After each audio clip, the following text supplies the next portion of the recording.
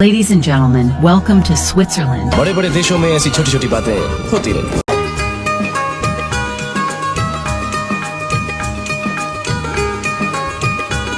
আমরা বর্তমানে যাত্রা পথে আমরা বিরতিতে আছি। আমরা কিছুক্ষণের মধ্যে আমরা আবার গাড়ি শুরু করব, যাত্রা শুরু করব। सजना लाख कर ले तू इनकार सजना বর্তমানে আমরা কেবল কারের মধ্যে আছি এবং কেবল কারের মাধ্যমে আমরা একদম টপ অফ দ্য মাউন্টেন আমরা উপরে যাব। তারপরে সেখানে এক্সপ্লোর করব যে দাভোসের বিউটিফুল যে অসাধারণ যে নৈসর্গিক যে সৌন্দর্যগুলো, সেগুলো আমরা আসলে উপরে উঠে নিজ চোখে সেগুলো উপভোগ করব।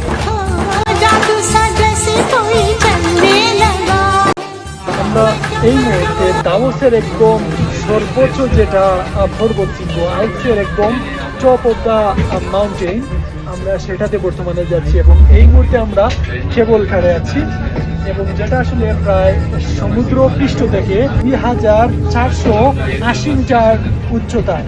এতটুকু উপরে আসলে আমরা যাচ্ছি। আমি নিচে একটা সুইটার পরেছি, উপরে একটা ফেলপা, তার উপর আবার জ্যাকেট, আবার আমাকে গ্লাভস ইউজ করতে হবে। কিন্তু এখানে স্বাভাবিকভাবে আপনার হাত কাজ করবে না, আপনার হাত একদম অবশ হয়ে যাবে।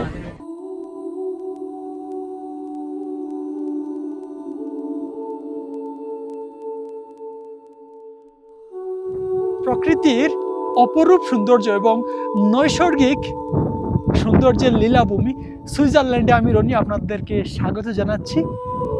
আজকে আমি যে জায়গাতে আছি সেটা হচ্ছে দাভোস এবং এটা হচ্ছে সুইজারল্যান্ডের সবচেয়ে আকর্ষণীয় যে স্থানগুলো আছে, কেবল কার বা স্কেটিংয়ের জন্য যে বিখ্যাত যতগুলো পর্যটন স্থান আছে বা যতগুলো প্লেস আছে, তার মধ্যে এই দাভোস হচ্ছে অন্যতম। এবং এই দাভোসের অবস্থানটা আমি যদি আরেকটু নির্দিষ্ট করে যদি বলি, সুইজারল্যান্ডের একদম শেষ প্রান্তে, এক পাশে ইতালি, এক পাশে অস্ট্রিয়া, এক পাশে জার্মান এবং এক পাশে লিচেনস্টাইন। সো আমি যদি আসলে এক পাশে ফ্রান্স অলসো। এই দাভোসের সবচাইতে নৈসর্গিক যে সৌন্দর্য সেটা হচ্ছে এই যে বরফে ঢাকা যে গ্লেশিয়ার, আসলে স্কেটিংয়ের জন্য এক কথায় অসাধারণ অসাধারণ। এখানে যদি আপনি যদি নিজ চোখে যদি আপনি যদি না দেখেন এই সৌন্দর্যগুলো, আপনি বুঝতেই পারবেন না, আপনি উপভোগ করতেই পারবেন। আমি যে জায়গাতে দাঁড়িয়ে আছি এই দাভোসের সর্বোচ্চ চূড়ার মধ্যে আমি দাঁড়িয়ে আছি এবং এটা টপ অফ দ্য মাউন্টেন এবং এই দাভোসের এই চূড়ার উচ্চতা হচ্ছে সমুদ্র পৃষ্ঠ থেকে প্রায় 2840 মিটার, প্রায় অলমোস্ট 3 কিলোমিটারের মতন, যদিও সেটা এভারেস্টের চেয়ে অর্ধেকের চেয়ে অনেক কম। এভারেস্টের উচ্চতা প্রায় 8 থেকে 9 কিলোমিটার, কিন্তু এখানের যে বৈরী আবহাওয়া এবং এখানকার যে পরিবেশ, এক কথায় আপনি এখানে এসে আপনি মুগ্ধ হতে বাধ্য। আমরা আসলে প্রায় কেবল কারের মাধ্যমে প্রায় এতটুকু উপরে আমাদের আসা সম্ভব হয়েছে, আদারওয়াইজ আসলে এখানে আসা বলতে গেলে পসিবল না। বর্তমানে যে এখানে যে টেম্পারেচার সেটা হচ্ছে প্রায় -10 ডিগ্রির মতন। আমার হাত পা একদম বলতে পারেন আমার হাত কালো হয়ে যাচ্ছে, একদম রক্তগুলো আসলে আর স্বাভাবিকভাবে চলাচল করতে পারতেছে না। আমাকে এই মুহূর্তে গ্লাভস ইউজ করতেই হবে, আদারওয়াইজ আসলে আমার হাত আমি স্বাভাবিকভাবে এখন রক্ত চলাচল আর স্বাভাবিকের মতন না।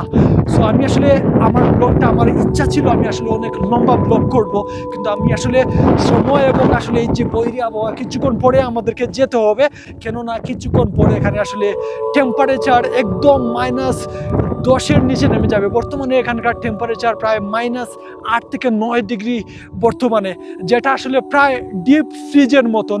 এখন এই ডিপ ফ্রিজে আসলে আপনি কতক্ষণ এইরকম খালি গায়ে বা কতক্ষণ আপনার এই হাত গ্লাভস ছাড়া আপনি কতক্ষণ থাকবেন, এটা আসলে এক কথায় বলতে গেলে এটা খুবই খুবই কঠিন কাজ।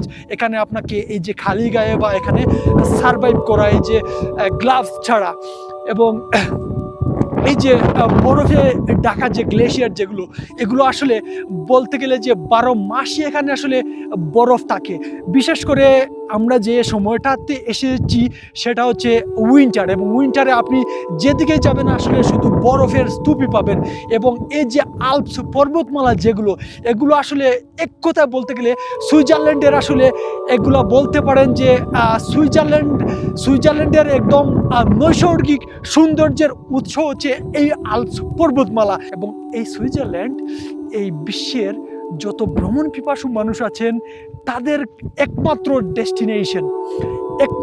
ডেস্টিনেশন, শুধুমাত্র এর বিশেষত্ব হচ্ছে এর সৌন্দর্য, এর অপরূপ প্রাকৃতিক সৌন্দর্য আপনাকে এখানে বারবার টানবে। আপনি একবার আসবেন, বারবার আপনাকে এখানে আসতে আপনি বাধ্য হবেন।